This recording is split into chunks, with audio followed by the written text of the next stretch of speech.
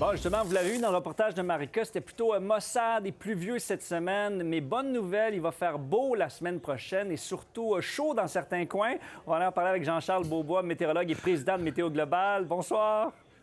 Bonsoir, Étienne. Donc, à quoi on peut s'attendre, là? Un petit avant-goût estival, peut-être?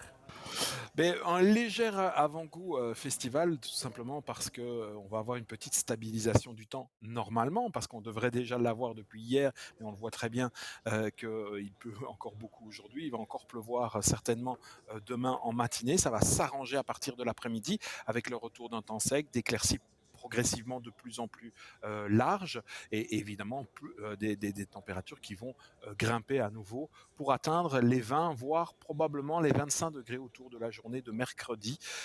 C'est là où on aura le pic de température, donc proche des 25 degrés. Il faudra quand même en profiter parce que par la suite, mais ça risque de changer bien évidemment, on risque d'à nouveau avoir plusieurs journées, certes plus ensoleillées, mais avec des températures qui seront plutôt proches entre 15 et 20 degrés. Oui, aujourd'hui, il faisait quoi? 5 degrés, la semaine prochaine jusqu'à 25. Je me retourne, Oui. il y a 9 degrés. Bon, comment on peut Actuellement. expliquer là, donc, ces changements drastiques là, en quelques jours? Là?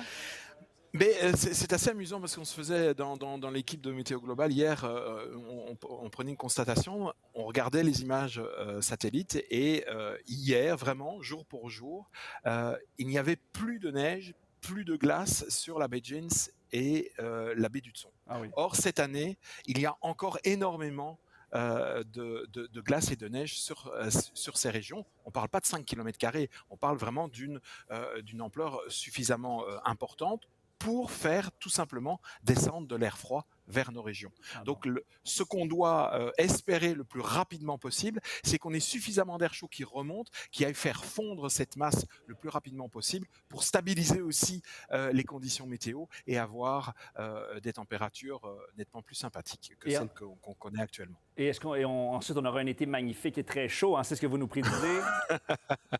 Ça, je ne m'y risque jamais, mais c'est sûr qu'on a eu un hiver très traditionnel Oui. au Québec. Il y a de grandes chances pour l'instant, compte tenu des circonstances globales, qu'on ait un été assez traditionnel aussi. On se le souhaite. Merci Jean-Charles. À À bientôt, bientôt. Étienne. Bon Bye. week-end.